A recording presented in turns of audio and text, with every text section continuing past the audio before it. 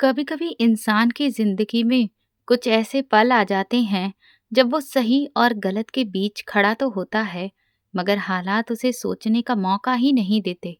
उस रात मेरी जिंदगी भी ठीक ऐसे ही एक मोड़ पर खड़ी थी, जहां मेरे सामने रखा एक छोटा सा फैसला मेरे आने वाले कल की दिशा तय करने वाला था। दुकान के बाहर गली में सन्नाटा पसरा हुआ था और रात की ठंडी हवा मेरे दिल की बेचैनी को और बढ़ा रही थी। मेरे सामने रखा वो काला थैला मुझे ऐसे घूर रहा था जैसे उसके अंदर कोई ऐसा राज छिपा हो जो मेरी किस्मत बदल सकता था, या फिर मुझे किसी ऐसी मुसीबत में डाल सकता था जिससे निकलना आसान नहीं होता। बेटा, याद रखना, इंसान की जिज्ञासा उसे वहां ले जाती है जहां से वापसी के सारे रास्ते हमेशा के लिए बंद हो जाते हैं। ये काला थैला अपनी दुकान में रख लो। तरक्की खुद तुम्हारे कदम चूमते हुए आ जाएगी, मगर इसे कभी किसी भी हाल में खोलकर मत देखना।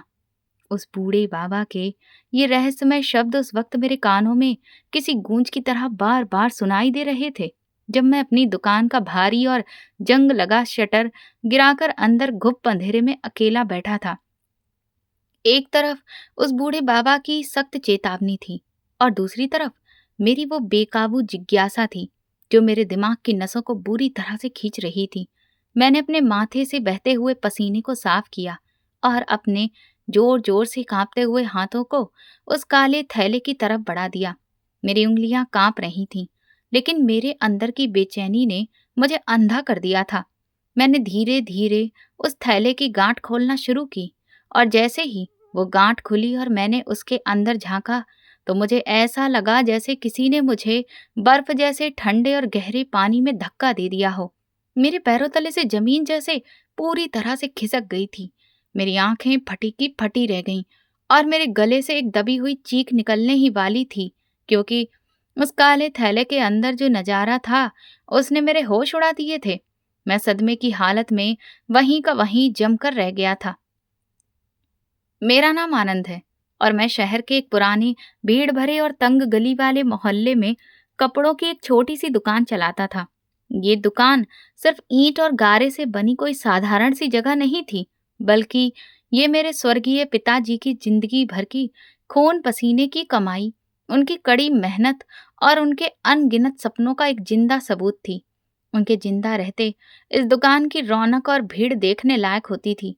मुझे आज भी वो दिन अच्छी तरह से याद है, जब दिवाली या किसी त्योहार के मौके पर उस दुकान में कदम रखने की जरा सी भी जगह नहीं होती थी और लोगों की लाइन लगी रहती थी। मेरे पिताजी हमेशा हंसते मुस्कुराते और अच्छे व्यवहार के साथ हर आने वाले ग्राहक को कपड़ा दिखाते और मुझे हमेशा अपने पास बिठाकर ये समझाते थे कि आनंद बेटा, कमाई सिर्फ ईमानदारी में छिपी होती है और ग्राहक भगवान का भेजा हुआ मेहमान होता है, जिसकी इज्जत करना हमारा फर्ज होता है।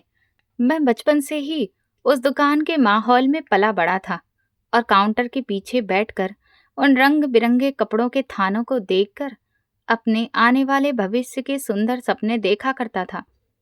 लेकिन फिर समय ने एक बहुत ही क्रूर और डरावनी करवट ली। पिताजी के अचानक दिल का दौरा पड़ने से उनकी मौत के बाद जैसे उस दुकान की और मेरे घर की सारी खुशियां भी उन्हीं के साथ राख में बदल गईं। उनके जाने के बाद घर चलाने और कारोबार संभालने की सारी भारी जिम्मेदारी अचानक से मेरे कमजोर कंधों पर आ गई थी। शुरू के कुछ महीने तो पिताजी के पुराने और भरोसेमंद ग्राहकों की वजह से कारोबार किसी तरह से चलता रहा, लेकिन फिर धीरे धीरे बाजार के हालात बहुत तेजी से बदलने लगे। हमारे मोहल्ले और उस बाजार के आसपास कई बड़ी और चमकदार दुकानें भी खुल चुकी थीं, जिनकी तेज रोशनी, शीशे के दरवाजे और हर दिन आने वाले नए फैशन के डिजाइन की वजह से मेरे पुराने ग्राहक भी आना बंद हो गए थे। मेरी दुकान का साधारण और पुराने ढंग का कपड़ा उन चमकदार और भारी कढ़ाई वाले नए डिजाइन के सामने अपनी सारी अहमियत खोने लगा था। मैं अपनी कम पूंजी की वजह से वो महंगा और नया माल दुकान में लाने में असमर्थ था, जिसका नतीजा ये हुआ कि मेरी दुकान का सारा माल धूल खाता रहने लगा और मैं हर रोज सुबह दुकान पर आकर उन पुराने कपड़ों को साफ करते हुए अपने बिगड़ते भविष्य पर बेबसी से आंसू बहाता था। हालात इस हद तक पहुंच चुके थे कि कई कई दिन और कभी कभी तो पूरा हफ्ता गुजर जाता और दुकान की चौखट पर एक भी ग्राहक कदम नहीं रखता था। मैं सारा दिन उस पुराने लकड़ी के काउंटर पर चुपचाप बैठा बाहर आने जाने वाले लोगों को देखता रहता। घर में भूखे रहने की नौबत आ चुकी थी और हमारी जिंदगी एक सजा बन चुकी थी। मेरी पत्नी, जो बहुत ही समझदार, वफादार और धैर्य रखने वाली औरत थी, उसने इतने बुरे हालात में भी कभी मेरे चेहरे पर शिकन नहीं आने दी। उसने घर का चूल्हा जलाने और हमारी इकलौती बेटी श्वेता की कॉलेज की फीस भरने के लिए अपनी आखिरी निशानी यानी सोने की वो बालियां भी बेच दी थी जो मेरी स्वर्गीय माँ ने उसे शादी के समय दी थी। श्वेता मेरी जिंदगी का सबसे प्यारा और मजबूत सहारा थी। वो अब बड़ी हो चुकी थी और कॉलेज के पहले साल में पढ़ती थी, लेकिन पिछले कुछ समय से मैं महसूस कर रहा था कि वो काफी चुप चुप रहने लगी है और अपने मोबाइल फोन पर किसी से घंटों बातें करती रहती है। जब मैंने एक दो बार उससे पूछा तो उसने मुस्कुराते हुए बात टाल दी और कहा, पिताजी, वो कॉलेज का एक सीनियर लड़का अर्नब है जो उसे नोट्स बनाने में और पढ़ाई में मदद करता है। मैं अपनी रोज की परेशानियों, दुकान के किराए और भूख की मार से इतना टूटा हुआ था कि मैं इस बात को ज्यादा समझ ही नहीं सका। मुझे उस समय बिल्कुल भी अंदाजा नहीं था कि वो अर्नब कोई और नहीं बल्कि उसी निर्दयी और घमंडी सेठ चिरंजीव का बेटा है जिसने मेरी जिंदगी को नरक बना रखा था। सेठ चिरंजीव इस पूरी मार्केट का सबसे अमीर, बहुत असर वाला और बेहद घमंडी इंसान था और मेरी दुकान का मालिक भी वही था। दुकान का किराया, जो कभी मेरे लिए एक मामूली सी रकम हुआ करती थी, अब मेरे लिए किसी भारी बोझ के जैसा एक ऐसा पहाड़ बन चुका था जिसे उठाना मेरे बस में नहीं था। मैंने पिछले 3 माह से दुकान का किराया नहीं दिया था और सेठ चिरंजीव रोज किसी न किसी बहाने आकर मुझे बाजार के सब लोगों के सामने गालियां देता और बेइज्जत करता था। उसकी कड़वी और जहर जैसी बातें मेरे सीने में तेज धार वाले चाकू की तरह उतरती थीं और मैं सब कुछ सहकर चुप रह जाता क्योंकि मेरे पास उसकी बातों का कोई जवाब ही नहीं होता था।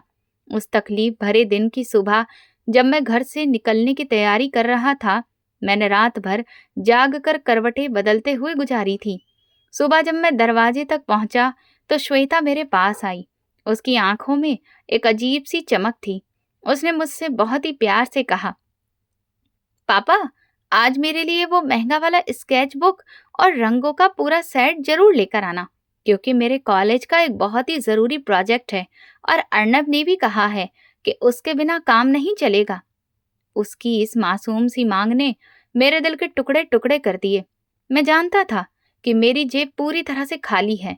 मेरे पास उस वक्त बस का किराया देने के लिए भी कुछ सिक्के मौजूद नहीं थे। मैंने जमीन की तरफ देखते हुए अपने आंसुओं को छुपाया और उसे एक झूठी तसल्ली दी कि मैं शाम को लौटते समय जरूर ले आऊंगा। मैंने भारी और उदास कदमों के साथ घर की दहलीज पार की और पैदल ही दुकान की तरफ चल पड़ा। रास्ते का वो लंबा सफर मेरे लिए किसी सजा से कम नहीं था। सड़क की धूल और दोपहर की बढ़ती हुई गर्मी मेरे शरीर को जला रही थी, लेकिन मेरे अंदर चल रही सोचों की आंधी उस गर्मी से कहीं ज्यादा खतरनाक थी। मैंने उस पैदल सफर के दौरान अपने आप से एक बहुत बड़ा और कड़वा फैसला कर लिया था। मैंने सोच लिया था कि आज के दिन मेरी इस परीक्षा का आखिरी दिन होगा। अगर आज मेरी दुकान पर कुछ भी नहीं बिका और मुझे कोई कमाई नहीं हुई तो मैं ये दुकान हमेशा के लिए बंद कर दूंगा और किसी चौराहे पर खड़ा होकर मिस्त्रियों के साथ मेहनत मजदूरी कर लूंगा, ईंटें उठा लूंगा और अपना खून पसीना एक करके अपने घर का पेट पाल लूंगा। लेकिन आज मुझ में अब और सेठ चिरंजीव की रोज रोज की बेइज्जती और लोगों के ताने सहने की जरा भी हिम्मत नहीं बची थी। दोपहर के समय मैं दुकान के काउंटर पर सिर रखे अपनी किस्मत के फैसले का इंतजार कर रहा था कि अचानक बाजार में एक शोर सा मचा।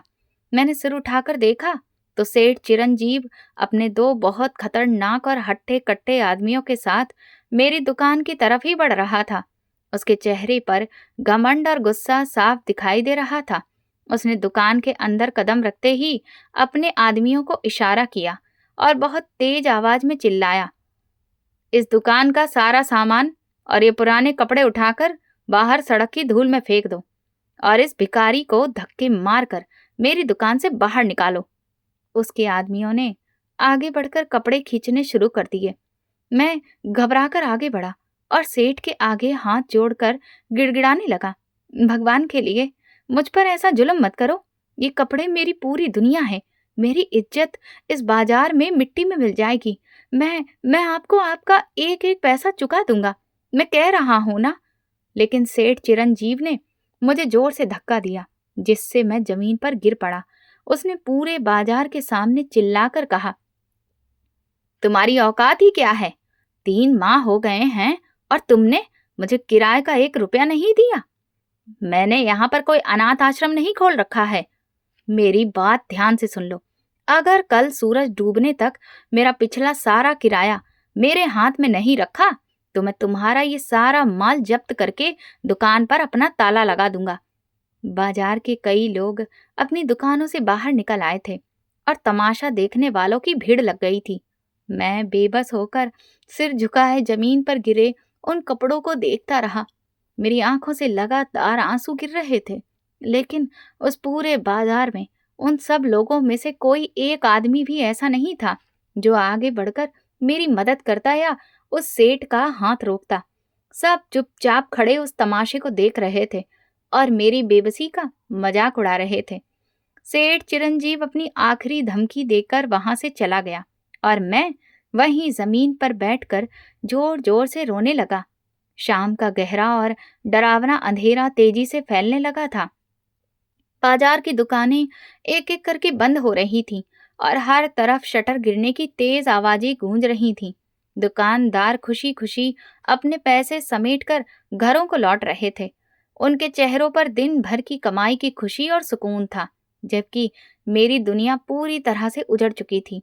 मेरी आंखों से लगातार आंसू गिर रहे थे और मैंने भारी दिल, कांपते हाथों और लड़खड़ाते कदमों के साथ दुकान से बाहर निकलकर वो भारी शटर नीचे खींचना शुरू किया। शटर का भारी लोहे का वजन जब आवाज करता हुआ नीचे आ रहा था तो मुझे लग रहा था जैसे वो सीधे मेरे सीने और मेरी बची कुची जिंदगी पर गिर रहा हो। मेरे दिमाग में उस समय सिर्फ और सिर्फ अपनी जिंदगी से आजादी लेने जैसे डरावने ख्याल आ रहे थे। मुझे बहुत गहराई से लग रहा था कि अब मैं अपनी पत्नी और अपनी बेटी श्वेता का सामना किसी भी हालत में नहीं कर सकता। मैं श्वेता को उसकी मांगी हुई वो चीजें कहाँ से लाकर दूंगा? मुझे कुछ समझ में नहीं आ रहा था कि कल सुबह मैं कहाँ जाऊंगा और क्या करूंगा। मैं अंदर से पूरी तरह से टूट चुका था और मौत मुझे जिंदगी से कहीं ज्यादा सुकून देने वाली और आसान लग रही थी। शटर आधे से ज्यादा नीचे आ चुका था और मैं जिंदगी की आखिरी उम्मीद भी हार चुका था कि तभी अचानक एक बिल्कुल अनपेक्षित और हैरान कर देने वाला वाकया हुआ। अंधेरे में से एक बहुत ही नरम, सुकून देने वाला और ठंडा हाथ शटर को और नीचे आने से रोक देता है। मैंने घबराकर और बहुत ही हैरानी से अपनी आंसुओं से भीगी आंखों को रगड़ा और ऊपर की तरफ देखा। मेरे सामने एक बहुत ही तेज चमकदार चेहरे वाले और सफेद दाढ़ी वाले बूढ़े बाबा खड़े थे। उनके चेहरे पर एक अजीब सा दिव्य तेज और एक ऐसी गहरी शांति थी जिसे देखकर मेरे दिल की बेचैनी अचानक कम होने लगी।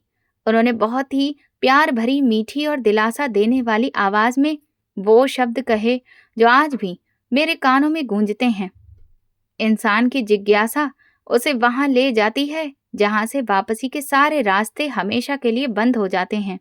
उनकी आवाज में एक ऐसा अलग सा असर था कि मैं चाहकर भी कुछ बोल नहीं सका।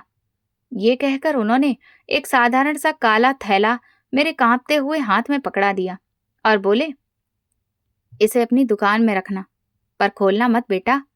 मैं कुछ पूछना चाहता था, उनसे उनका नाम जानना चाहता था, लेकिन वो बूढ़े बाबा इतना कहकर इतनी तेजी से बाजार के उस गहरे अंधेरे में गायब हो गए कि मुझे कुछ समझ ही नहीं आया। मैंने वो थैला अपने हाथ में मजबूती से पकड़ा, जो वजन में बहुत ही हल्का था। मुझे लगा शायद इसमें कोई खास प्रसाद या किसी साधु संत का दिया हुआ कोई पवित्र सामान है। मैंने श्रद्धा से उस थैले को अलमारी के ऊपर रख दिया। मैंने आज रात दुकान में ही रुकने का फैसला किया। मैंने शटर को वापस अंदर से गिरा दिया और उसी घने अंधेरे में बैठ गया। सुबह मंदिर की घंटियों की आवाज से मेरी आंख खुली तो मेरा शरीर दर्द से अकड़ चुका था, लेकिन मेरे अंदर एक अजीब सी बेचैनी और रहस्यमयी उम्मीद जाग चुकी थी। मैंने उठकर दुकान का शटर आधा ऊपर किया और सफाई शुरू कर दी। अभी मैंने दुकान का पुराना और धूल से भरा काउंटर साफ ही किया था कि बाहर सड़क पर एक बहुत ही महंगी और लंबी सी गाड़ी आकर रुकी। गाड़ी का दरवाजा खुला और एक बहुत ही सलीकेदार कपड़े पहने अमीर सा आदमी दुकान के अंदर आया। उसने चारों तरफ एक नजर डाली और सीधा मेरी तरफ आकर गंभीर आवाज में बोला, मुझे सर्दियों के कपड़ों का पुराना स्टॉक चाहिए। जितना भी माल तुम्हारी दुकान में पड़ा है वो सब पैक कर दो।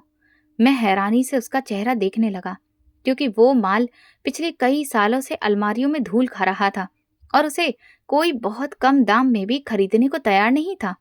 मैंने घबराते हुए कहा, साहब ये माल तो काफी पुराना है और आजकल इसका फैशन भी नहीं रहा। आप कहें तो मैं आपको कोई नया कपड़ा दिखा दूं? उस आदमी ने मेरी बात बीच में ही रोकते हुए सख्त आवाज में कहा, मुझे फैशन से कोई मतलब नहीं है। मुझे अपनी फैक्ट्री के मजदूरों में बांटने के लिए सस्ता और मोटा कपड़ा चाहिए। तुम बस ये बताओ कि इस सारे माल की क्या कीमत बनेगी। मैंने कांपते हाथों से कैलकुलेटर उठाया और डरते डरते एक रकम बताई जो उस माल की असली कीमत से भी थोड़ी ज्यादा थी। मुझे लगा कि वो मोल भाव करेगा और दुकान से चला जाएगा, लेकिन उसने बिना कोई बहस किए अपनी जेब से पैसों की एक मोटी गड्डी निकाली और पूरी रकम मेरे काउंटर पर रख दी। मैं हैरान आंखों से उन नोटों को देखता रह गया और वो आदमी अपने ड्राइवर के साथ मिलकर वो सारा माल गाड़ी में लाद कर चला गया। मुझे यकीन ही नहीं हो रहा था कि जो माल मेरी दुकान के लिए एक बोझ बन चुका था वो इतनी आसानी और मुंह मांगी कीमत पर बिक गया था। मैंने बेख्याली में अलमारी पर रखे उस काले थैले की तरफ देखा और मेरे दिल से उस चमकदार चेहरे वाले बूढ़े बाबा के लिए दुआ निकलने लगी। वो हैरान कर देने वाला सौदा तो बस एक शुरुआत थी। उस दिन के बाद जैसे मेरी दुकान पर ग्राहकों का एक खत्म ना होने वाला सैलाब आ गया था। दोपहर होते होते दुकान में खड़े होने की जगह ही नहीं बची थी। मोहल्ले की वो औरतें जो महीनों से मेरी दुकान का रास्ता भूल चुकी थीं, वो सब आज अचानक मेरी दुकान पर आने लगीं। लोग दूर दूर से आकर खास मेरी दुकान का नाम लेकर खरीदारी कर रहे थे। जो माल कई सालों से नहीं बिक रहा था वो कुछ ही घंटों में खत्म होने लगा था। मैं सारा दिन कपड़ा नापने, काटने और पैसे गिनने में इतना व्यस्त रहा कि मुझे दोपहर का खाना खाने और पानी पीने की भी फुर्सत नहीं मिली। मेरी हैरानी और खुशी हर गुजरते पल के साथ बढ़ती ही जा रही थी। मेरा गल्ला जो पिछले कई महीनों से खाली पड़ा था, आज वो हजारों रुपयों से भर चुका था। शाम का वक्त करीब आ रहा था और मेरे दिल की धड़कनें तेज हो रही थीं, क्योंकि ये वही वक्त था जब सेठ चिरंजीव को अपनी धमकी के मुताबिक किराया लेने के लिए आना था। सूरज ढलते ही बाजार में एक बार फिर से वही सन्नाटा छा गया जो कल शाम को था, लेकिन आज मेरी हालत बिल्कुल अलग थी। मैं आज डरा हुआ नहीं था, बल्कि मेरे अंदर एक अजीब सा भरोसा और सुकून था। ठीक शाम के बाद सेठ चिरंजीव अपने उन्हीं गुंडों के साथ अकड़ता हुआ मेरी दुकान पर आया। उसके चेहरे पर एक जालिम सी मुस्कान थी, जैसे वो मुझे बर्बाद करने के लिए पूरी तरह तैयार हो। उसने काउंटर पर जोर से हाथ मारा और ताने भरी आवाज में बोला, हाँ भाई आनंद, क्या फैसला किया है? सामान खुद बाहर निकाल रहे हो या मैं अपने लोगों से कहकर सड़क पर फेंकवा दूं? क्योंकि मुझे पता है तुम जैसे गरीबों के पास देने के लिए सिवाय झूठे वादों के कुछ नहीं होता। मैंने बड़े सुकून से उस दिन उसकी आंखों में आंखें डालकर देखा और मुस्कुराते हुए अपने गल्ले से पैसों की मोटी गड्डी निकाली। मैंने पूरे 3 महीने का पिछला किराया और अगले 2 महीने का एडवांस गिनकर उसके हाथ पर रख दिया। सेठ चिरंजीव का मुंह खुला का खुला रह गया और वो उन पैसों को और मुझे बारी बारी ऐसे देख रहा था जैसे कि उसने कोई भूत देख लिया हो। उसने हकलाते हुए मुझसे पूछा, ये इतनी रकम कहाँ से लाए हो? कल तक तो तुम रोटी के टुकड़े को तरस रहे थे। मैंने बड़े इत्मीनान से जवाब दिया। भगवान की कृपा है और मेरी मेहनत की कमाई है। आप अपने पैसे गिन लो और मुझे रसीद दे दो ताकि आगे कोई दिक्कत ना हो। सेठ चिरंजीव बिना कुछ और बोले अपने लोगों को लेकर वहां से चला गया और उसके जाने के बाद मैंने मन ही मन उस बूढ़े बाबा का धन्यवाद किया, जिसकी वजह से आज मेरी इज्जत बच गई थी और मेरी जिंदगी में एक नया मोड़ आ गया था। दुकान बंद करने के बाद मैं सीधा बाजार गया और अपनी पत्नी कीर्ति के लिए कुछ नए कपड़े, घर के लिए महीने भर का राशन, ढेर सारा फल और सबसे बढ़कर अपनी बेटी श्वेता के लिए वो महंगा स्केच बुक और रंगों का पूरा सेट खरीदा, जिसकी उसने मुझसे मांग की थी। जब मैं ये सारा सामान लेकर घर के दरवाजे पर पहुंचा तो मेरे दिल में एक अजीब सी खुशी और सुकून था, जो मैंने बरसों से महसूस नहीं किया था। मैंने दरवाजा खटखटाया तो मेरी पत्नी कीर्ति ने दरवाजा खोला। मेरे हाथों में इतने सारे थैले और सामान देखकर वो हैरान होकर वहीं खड़ी रह गई। उसने घबराते हुए मुझसे पूछा, आनंद, ये सब क्या है? और तुम इतने पैसे कहाँ से लाए हो? देखो, कहीं तुमने कोई गलत काम तो नहीं कर लिया? मैंने मुस्कुराते हुए उसे अंदर चलने को कहा और सारा सामान चारपाई पर रख दिया।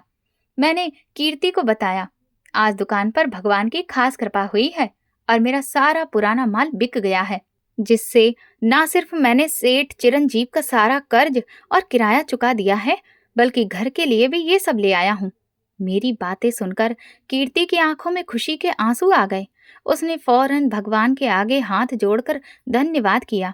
इसी दौरान श्वेता अपने कमरे से बाहर आई और अपने लिए वो महंगा स्केच बुक और रंगों का डिब्बा देखकर खुशी से उछल पड़ी। उसने मेरे गले लगकर मुझे थैंक यू कहा और फौरन अपना मोबाइल फोन निकालकर किसी को कॉल मिलाने लगी। मैं चारपाई पर बैठा पानी पी रहा था कि मेरे कानों में श्वेता की आवाज पड़ी। वो खुशी से फोन पर कह रही थी, हेलो अर्नब, तुम्हें पता है मेरे पापा आज मेरे लिए वो सबसे महंगा वाला कलर सेट और स्केच बुक लेकर आए हैं। अब हम कल कॉलेज में मिलकर वो प्रोजेक्ट पूरा करेंगे। तुम अपने वाले नोट्स भी लेते आना। ये सुनकर मेरे कान खड़े हो गए और मेरे माथे पर हल्की सी चिंता दिखने लगी। मैंने श्वेता को अपने पास बुलाया और बड़े प्यार से पूछा, बेटा, ये अर्नब कौन है और तुम मुझसे इतनी खुलकर क्यों बातें कर रही हो? तुम जानती हो कि हम शरीफ लोग हैं और कॉलेज में पढ़ाई पर ध्यान देना चाहिए। श्वेता ने बड़ी मासूमियत से जवाब दिया, पापा, आप परेशान मत हो। अर्नब बहुत अच्छा लड़का है। वो मेरी क्लास का सबसे होशियार छात्र है और हमेशा मेरी पढ़ाई में मदद भी करता है। उसके पापा का भी बाजार में कोई बहुत बड़ा कारोबार है, लेकिन अर्नब में बिल्कुल भी घमंड नहीं है। वो बहुत सीधा और अच्छा इंसान है। मैंने श्वेता की बात सुनकर उसे समझाया, बेटा, आजकल के लड़कों पर जल्दी भरोसा नहीं करना चाहिए। तुम अपनी मर्यादा में रहकर उससे सिर्फ पढ़ाई तक ही बात किया करो। श्वेता ने सिर हिलाकर हाँ कर दिया, लेकिन मेरे दिल के किसी कोने में एक अजीब सी चिंता पैदा हो गई थी। मुझे ये तो नहीं पता था कि वो अर्नब दरअसल सेठ चिरंजीव का ही बेटा है, लेकिन फिर भी एक बाप होने के नाते मेरे अंदर एक अनजाना सा डर उठने लगा था। मगर उस वक्त मेरी जेब में मौजूद पैसों की गर्मी और कारोबार की अचानक हुई तरक्की ने मेरे उस डर को दबा दिया था। देखते ही देखते 6 महीने का लंबा समय पलक झपकते ही गुजर गया और इन 6 महीनों में मेरी जिंदगी ने ऐसा मोड़ लिया जिसका मैंने सपने में भी नहीं सोचा था। मेरी दुकान अब उस पुराने बाजार की सबसे मशहूर और बड़ी दुकान बन चुकी थी। मैंने दुकान की मरम्मत भी करवा ली थी, नया पेंट और नई लाइट्स लगवा ली थी और दुकान को नए फैशन के बहुत महंगे और बढ़िया कपड़ों से भर दिया था। मेरा कारोबार पूरे बाजार में सबसे अच्छा चल रहा था और मेरी रोज की कमाई इतनी हो गई थी जितनी मैं पहले पूरे महीने में भी नहीं कमा पाता था। मैंने घर के हालात भी पूरी तरह से ठीक कर लिए थे। कीर्ति के लिए सोने की नई बालियां बनवा दी थीं और श्वेता की हर सही मांग पूरी कर रहा था। बाजार के वो सारे लोग जो 6 महीने पहले मुझ पर हंसते थे और सेठ चिरंजीव के डर से मुझसे बात नहीं करते थे, आज वो सब मेरे आगे पीछे घूमते थे और मुझसे सलाह मांगते थे। सेठ चिरंजीव जो कभी मुझे दुकान से निकालने की धमकियां देता था, अब मुझसे आंख मिलाने से बचता था, क्योंकि मैं अब उसका सबसे कीमती और समय पर किराया देने वाला किराएदार बन चुका था। मुझे इस बात का बिल्कुल भी अंदाजा नहीं था कि जिस सेठ चिरंजीव को मैं अपने कारोबार की तरक्की से नीचा दिखा रहा हूँ, उसी का बेटा अर्नब मेरी बेटी श्वेता की जिंदगी में बहुत गहराई तक शामिल हो चुका है। श्वेता अब अक्सर अर्नब का जिक्र करने लगी थी और मुझे बताती थी कि अर्नब ने उसे कॉलेज के फंक्शन में सपोर्ट किया है, या अर्नब ने उसे एग्जाम की तैयारी में मदद की है।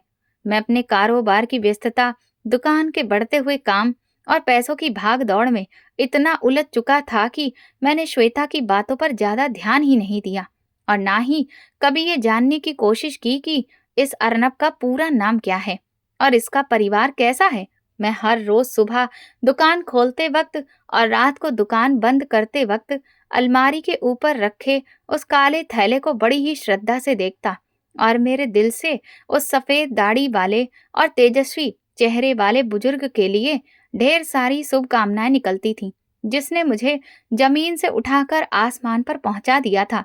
मैंने इन 6 महीनों में कई बार मोहल्ले और बाजार के पुराने दुकानदारों, मंदिर के पुजारी और आसपास के लोगों से उस तेजस्वी चेहरे वाले बुजुर्ग के बारे में पूरी जानकारी लेने की कोशिश की।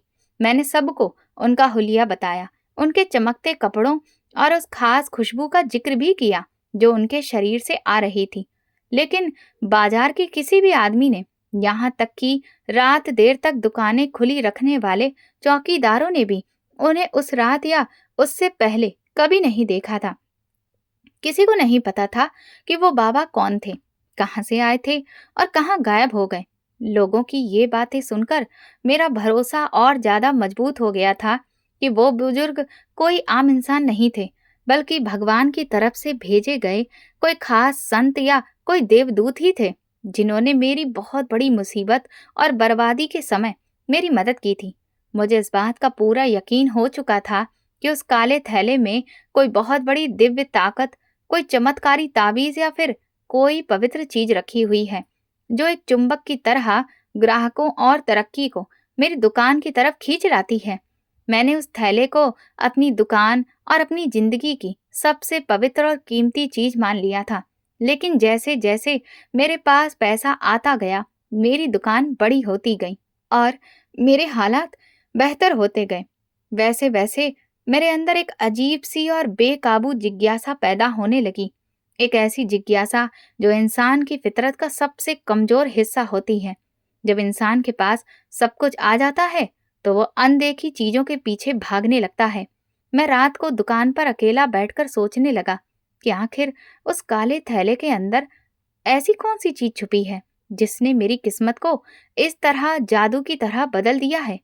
क्या उसमें कोई पारस पत्थर रखा है जो लोहे को सोना बना देता है, या क्या उसमें कोई सोने का ऐसा टुकड़ा है जिस पर कोई खास पूजा या मंत्र किया गया है, या फिर उसमें कोई पुरानी और रहस्यमय अंगूठी है जो तरक्की का रास्ता दे रही है। बुरे ख्याल मेरे दिमाग में आने लगे। वो मुझे उकसाने लगे कि आनंद, तू अब इतना अमीर हो चुका है, तेरा कारोबार इतना मजबूत हो चुका है, अब अगर तू एक बार उस थैले को खोलकर देख भी लेगा तो क्या ही फर्क पड़ेगा। वो बुजुर्ग तो अब कभी वापस नहीं आएंगे और ना ही किसी को इस बात की खबर होगी। बस एक नजर देख ले कि वो चमत्कार कैसा दिखता है जिसने तेरी जिंदगी इतनी तेजी से बदल दी। ये जिज्ञासा एक दीमक की तरह मेरे दिमाग को अंदर ही अंदर खाती जा रही थी और मुझे रात की नींद से दूर कर रही थी। एक दिन छुट्टी वाले दिन जब मैं घर पर दोपहर का खाना खा रहा था तो मुझसे रहा नहीं गया और मैंने अपनी पत्नी कीर्ति से बातों बातों में इस जिज्ञासा का जिक्र कर दिया। मैंने उसे बताया, कीर्ति, मेरा दिल करता है कि मैं बस एक बार, सिर्फ 1 सेकंड के लिए उस काले थैले को खोल कर देख लूं कि आखिर उसमें ऐसी कौन सी दिव्य चीज है जो पैसे को अपनी तरफ खींचती है। मेरी ये बात सुनते ही कीर्ति के हाथ से रोटी का बेलने वाला बेलन छूट गया और उसके चेहरे का रंग बिल्कुल सफेद पड़ गया। उसने बहुत ज्यादा घबराहट और सख्ती के साथ मुझे इस इरादे से मना कर दिया। उसने मेरा हाथ पकड़कर कहा, आनंद, भगवान के लिए ऐसी बेवकूफ़ी और नाशुक्री कभी भी मत करना। ये किसी भले इंसान की अमानत है, और उस बूढ़े बाबा ने तुमसे खास वादा लिया था कि इसे कभी मत खोलना। अगर तुमने अपना वो वादा तोड़ दिया तो याद रखना, जिस तरह ये तरक्की अचानक आई है, वैसे ही ये सारी तरक्की और खुशहाली एक पल में रूठ कर खत्म हो जाएगी, और हम दोबारा उसी भूख और गरीबी के अंधेरे गड्ढे में गिर जाएंगे। हम इंसानों को जो मिल गया है उस पर भगवान का शुक्र करना चाहिए, ना कि अनदेखे राज के पीछे पड़कर अपनी जिंदगी खराब कर लेनी चाहिए। कीर्ति की इस कदर सख्त चेतावनी और भावुक बातों को सुनकर मैं कुछ दिनों के लिए खामोश हो गया। मैंने अपने दिल को समझा लिया कि कीर्ति बिल्कुल ठीक कह रही है और मुझे अपने वादे का मान रखना चाहिए। लेकिन वो मन का लालच और वो जिज्ञासा मरी नहीं थी, बल्कि मेरे दिमाग की गहराई में कहीं छुप कर बैठ गई थी। वो बार बार मुझे अंदर से कुरेद रही थी। जब मैं दुकान में जाता और उस अलमारी की तरफ देखता तो मुझे ऐसा लगता जैसे वो काला थैला मुझे अपनी तरफ बुला रहा हो, जैसे वो मुझसे कह रहा हो, आओ और मेरे अंदर छुपे उस बड़े राज को जानो जिसने तुम्हें इस बाजार का मालिक बना दिया है। लेकिन इंसान के अंदर का लालच और जिज्ञासा एक ऐसी जलती हुई आग है जिसे बुझाना इतना आसान नहीं होता, और मेरी बदकिस्मती थी कि मैं उस आग में रोज जलता जा रहा था। एक रात शहर पर काले बादल छाए हुए थे और बहुत तेज बारिश हो रही थी। बाजार आज आम दिनों से बहुत जल्दी बंद हो गया था, क्योंकि तूफानी हवाओं ने लोगों को घरों में कैद कर दिया था। मेरी दुकान के अलावा पूरे बाजार में कहीं कोई रोशनी नहीं थी। मैंने दुकान का शटर गिरा दिया था, लेकिन मैं घर नहीं गया। बाहर बादलों की तेज गरज और बारिश का तूफान था, और अंदर मेरे दिमाग में भी डर और लालच का तूफान चल रहा था।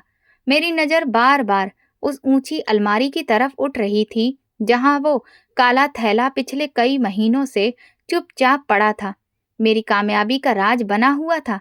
आज दुकान में मेरे अलावा कोई नहीं था, और मेरा मन मुझे बार बार कह रहा था कि आनंद, आज सबसे अच्छा मौका है।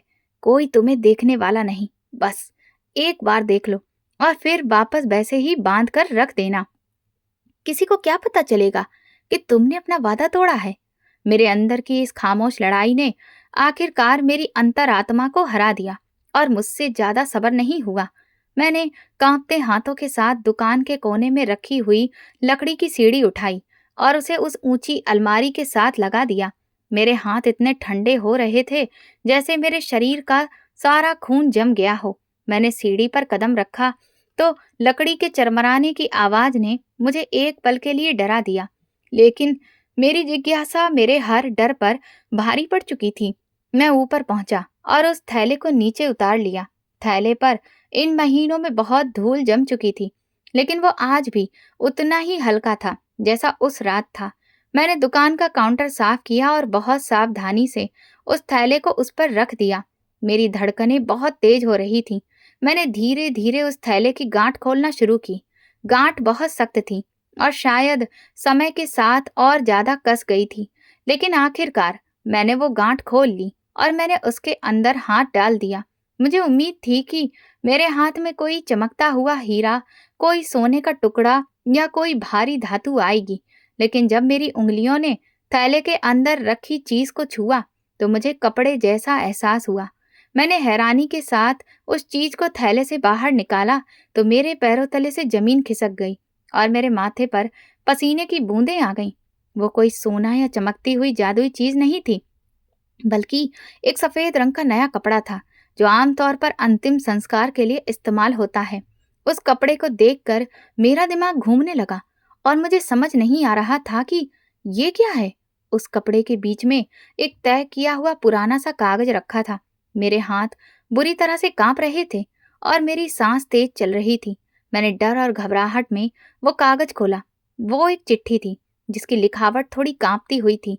मैंने दुकान की तेज रोशनी में उस चिट्ठी को पढ़ना शुरू किया तो उसके एक एक शब्द ने मेरी रूह तक को हिला दिया।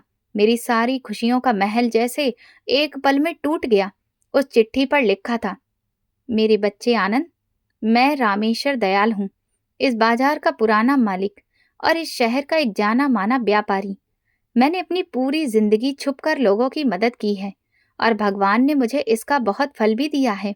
मैं कई दिनों से तुम्हें अपनी दुकान के काउंटर पर उदास और परेशान बैठा देख रहा था। तुम्हारी आंखों की बेबसी और तुम्हारी ईमानदारी मुझे बहुत अच्छी लगी और मैं दिल से तुम्हारी मदद करना चाहता था। लेकिन मैं ये भी जानता था कि तुम एक स्वाभिमानी इंसान हो और तुम्हारा स्वाभिमान तुम्हें कभी इस बात की इजाजत नहीं देगा कि तुम मुझसे या किसी और से मुफ्त के पैसे या दान लो।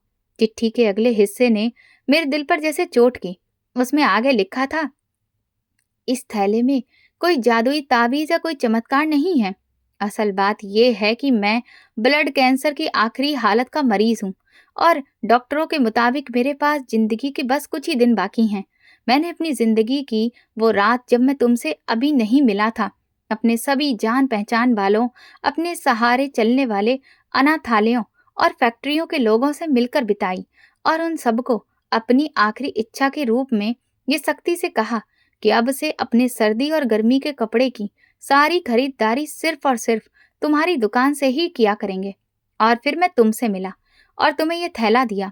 मैंने तुम्हें ये थैला ना खोलने के लिए इसलिए कहा था क्योंकि अगर तुम ये अंतिम संस्कार के कपड़े का टुकड़ा और ये चिट्ठी देख लेते तो तुम उसी वक्त मुझे ढूंढने के लिए निकल पड़ते और परेशान हो जाते। मैं बस ये चाहता था कि तुम्हारा कारोबार चल पड़े, तुम्हारी परेशानी दूर हो जाए और तुम अपनी बीवी और बेटी का पेट पाल सको। आनंद बेटा, शायद जब तक तुम्हारी जिज्ञासा तुम्हें यह खत पढ़ने पर मजबूर करेगी, तब तक मैं इस दुनिया के अलबेले मेले से जा चुका होऊंगा। ये कफन का टुकड़ा मेरी तरफ से तुम्हारे लिए एक आखिरी याद और एक खामोश सीख है, ताकि तुम हमेशा याद रखो कि इंसान कितना भी अमीर क्यों ना हो जाए, उसके साथ चिता तक सिर्फ उसके कर्म और ये 2 गज का कपड़ा ही जाता है। घमंड और लालच से बचना और अपनी कमाई में गरीबों का हक जरूर रखना। खत पढ़कर मेरे गले से एक ऐसी दर्द भरी और दबी हुई चीख निकली जिसने दुकान की खामोशी को चीर कर रख दिया।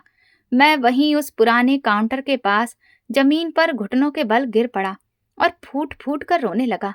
मेरी सांसें मेरे सीने में अटक रही थीं और मुझसे एक शब्द भी नहीं बोला जा रहा था।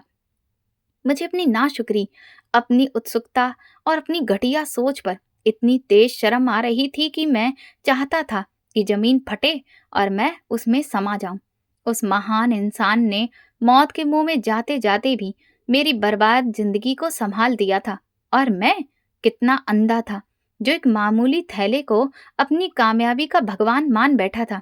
तरक्की उस थैले में नहीं थी, बल्कि मेरी ईमानदारी पर उस बुजुर्ग के अंधे भरोसे और उनके उस सच्चे बलिदान में थी। मैंने अपने दोनों हाथों से अपने चेहरे को छुपा लिया। कीर्ति ठीक कहती थी, मैंने एक नेक इंसान की अमानत को धोखा दिया था। मुझे बहुत गहरी शर्म महसूस हो रही थी। हे भगवान, मुझे माफ कर दे, मैंने अमानत में धोखा किया है और मेरा वो भला करने वाला, तुम उनकी आत्मा को शांति देना। मैं काफी देर तक उसी हालत में उस ठंडे फर्श पर बैठा रोता रहा और बाहर बारिश का शोर भी थम गया। मैंने पूरे सम्मान और पछतावे के साथ वो कफन का टुकड़ा और वो खत वापस उसी थैले में रखा और उसे अपने सीने से लगा लिया। उस रात मैंने अपने भगवान के सामने सच्चे दिल से माफी मांगी और रो रो कर वादा किया कि अब मैं अपनी सारी जिंदगी रामेश्वर साहब के उस महान उसूल पर गुजारूंगा और अपनी कमाई का एक बड़ा हिस्सा चुपचाप उन लोगों पर खर्च करूंगा जिनकी इज्जत उन्हें किसी के आगे हाथ फैलाने के लिए नहीं देती है।